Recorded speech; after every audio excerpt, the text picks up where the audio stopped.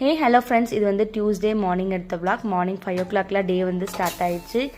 இன்றைக்கி வந்து சிம்பிளான லன்ச் மெனு தான். அண்ட் வந்து இது ஒரு புலாவ், கொத்தமல்லி புதினா போட்டு ஒரு புலாவ் மாதிரி ரெடி பண்ணிட்டு ஆல்ரெடி இதோட ரெசிபி வந்து நம்ம சேனலில் போஸ்ட் பண்ணியிருக்கேன். அதோட லிங்க் வந்து கீழே கொடுக்குறேன் நான். அண்ட் வந்து சைட் பை சைட் புலாவுக்கும் ரெடி பண்ணி வச்சுட்டேன். பால் காய வச்சுட்டு தம்பி வந்து மார்னிங் சாப்பிட்டா அவனுக்குமே வந்து காஃபி போட்டு கொடுத்துட்டு, இந்த காஃபி போடுறப்ப காஃபி தூள் அதிகமாக சர்க்கரை கொஞ்சம் கம்மியாக போட்டு நம்ம குடித்தோம் அப்படின்னா ரொம்ப சூப்பராக இருக்கும். அப்போ தான் அந்த காஃபியோட ஃப்ளேவரே ஹையாக இருக்கும். எனக்கு இந்த மாதிரி போட்டு குடித்தா ரொம்ப பிடிக்கும். உங்களுக்கு டீ பிடிக்குமா காஃபி பிடிக்குமான்னு மறக்காமல் கமெண்ட் பண்ணுங்கள்.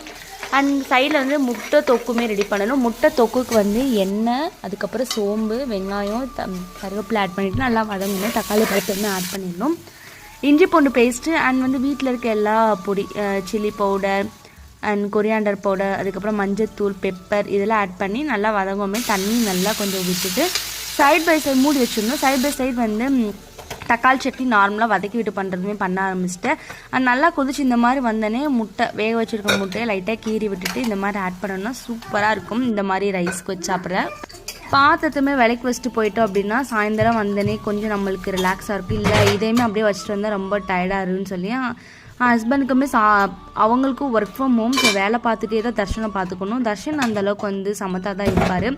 சாப்பாடு, பால், ஸ்நாக்ஸ் இந்த மாதிரி கொடுத்துட்டாலே போதும், டிவி பார்த்துட்டு அமைதியாக உட்காந்துருப்பார். அதே மாதிரி தான் அவங்களும் மேனேஜ் பண்ணியிருக்காங்க. அண்ட் ஒரு 11 o'clock தூங்கினா 3 o'clock எந்திரிச்சிருவாங்க. அண்ட் எங்களுக்குமே சாப்பாடு ரெடி ஆகிடுச்சு. லஞ்சு பேக் பண்ணி வச்சுட்டு அண்ட் அவங்களுக்கு ஹாட் பாக்ஸ் எடுத்து வச்சுட்டு தக்காளி சட்னியுமே வந்து சைட் பை சைட் தாளித்து விட்டாச்சு. இட்லியுமே ஊற்றி வச்சுட்டு அந்த கவியனை போய் கிளப்பி விட போயிட்டேன்.